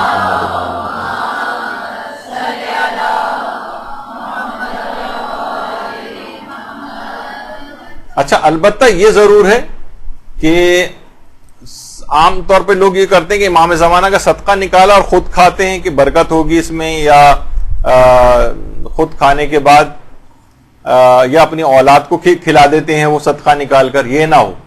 باقاعدہ آیت اللہ حافظ بشیر نجفی کا بھی سلسلے فتویٰ میں سوال پوچھا گیا کہ چہاردہ معصومین کے نام کا جو صدقہ نکالا جاتا ہے تو کیا اس صدقے کی رقم کو نکال کر خود اپنے یا بچوں پہ استعمال کر سکتے ہیں؟ تو انہوں نے فرمایا کہ اس کا صحیح ثواب اسی صورت میں ملے گا جب کسی غریب شیعہ کو یہ دیا جائے، یعنی خود نہ کھائیں اس کو. اور یہی سوال میں بھی اس کو ڈسپلے نہیں کر سکا، لیکن آیت اللہ سیستانی کا بھی یہی جواب آیا تھا کہ وہ فرماتے ہیں کہ ضروری ہے کہ کسی غریب شیعہ ہی کو جو ہے وہ دیا جائے. اچھا، بہت سے لوگ آج کل اس عمل کو، اب دیکھیے ہر چیز کے متعلق انحرافات آ رہے ہیں کہ امام زمانہ کے لیے صدقہ نکالنا ہی جناب فرماتے ہیں کہ بہت سے لوگ یہ بھی کہنے لگے ہیں آج کل کہ یہ بدعت ہے. تو آیت اللہ اسحاق فیاض سے بھی باقاعدہ یہ سوال پوچھا گیا، انہوں نے کہا کہ خیر بدعت نہیں، یعنی بدعت نہیں ہے بلکہ ثواب ہم دارد، اس میں تو ثواب ہے امام زمانہ کے لیے صدقہ نکالنے. اور یہی بات آیت اللہ زنجانی سے بھی پوچھی گئی، انہوں نے کہا بدعت نیست بلکہ سنت است. تو بہرحال اب تو کیونکہ کافی اس سلسلے میں وقت گزر چکا ہے، یقیناً آپ ساری رات کو جاگی ہوں گی شب نیمہ شعبان، کیونکہ حضرت امیر بھی 3 راتوں میں سوتے نہیں تھے، جس میں شب 15 شعبان بھی تھی. اور اس کو جاگنے کا اس قدر ثواب تھا کہ تمام قلوب جس روز مردہ ہو جائیں گے وہ اس کا دل مردہ نہیں ہوگا جو اس رات کو جاگا ہوگا. تو وہی والی بات آیت اللہ وحید خراسانی کی، وہ فرماتے تھے کوئی بھی عمل بس اب ایسا نہ ہو کہ جو کہ امام کے قلب نازنی کو زخمی کرے.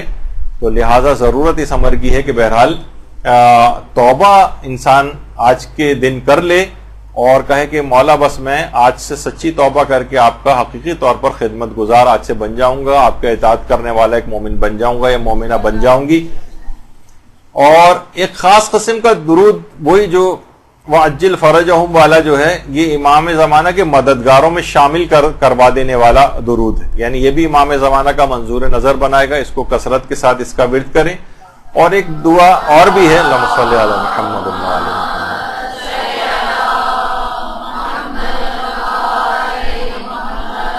اس دعا کو بھی یا نور النور یا مدبر الامور والی جو دعا ہے، اس کو بھی اگر اپنا ورد رکھے تو اس کے متعلق بھی کہا جاتا ہے اس کا پڑھنے والا امام زمانہ علیہ السلام کے ساتھ اس کا حشر یعنی وہ محشور کیا جائے گا.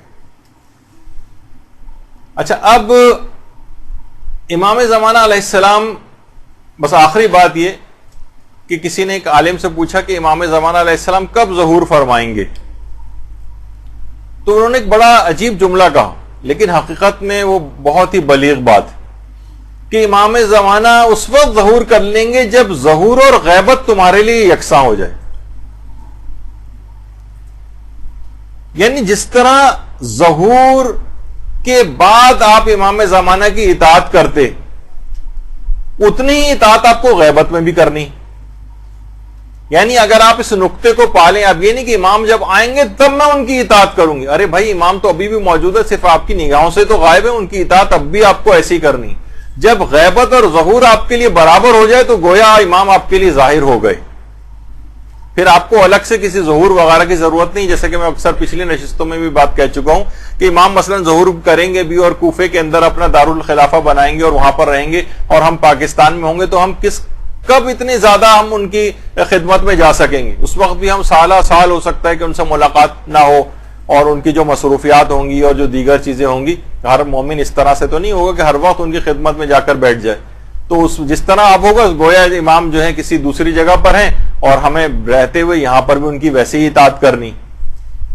تو بس آخر میں ہم یہی کہیں گے کہ مولا وہ جو آپ کے جد امجد حضرت امیر کہتے تھے نا کہ پروردگار تو بالکل ویسا ہی خدا ہے جیسا میں چاہتا تھا، اب تو ویسا اپنا بندہ مجھ کو بنا لے جیسا تو چاہتا ہے. تو ہم بھی یہ کہیں گے کہ مولا آپ جیسے امام برحق ہم چاہتے تھے ویسے ہی آپ امام برحق ہیں. اب آپ بھی جس طرح سے ایک سچا اور محب آپ اپنے شیعہ کو دیکھنا چاہتے ہیں، آپ بھی ویسا اپنے نگاہ کرم سے ہم کو بنا دیں. اور پھر آخر میں وہی بات کہ ہو سکتا ہے کسی جگہ سے آپ گزر رہے ہوں، کہیں آپ تشریف فرما ہوں، آپ کو پہچان نہ سکیں، لیکن آپ اس جگہ سے گزرتے ہوئے ہمارے سلام کو قبول کر لیجئے گا. وصلی اللہ علی محمد وآلہ الطیبین الطاہرین.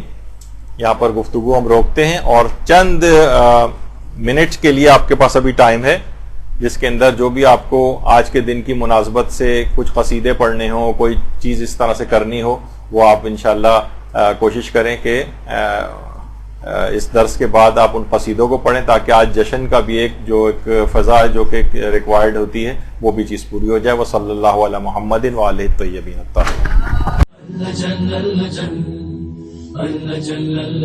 یا مولا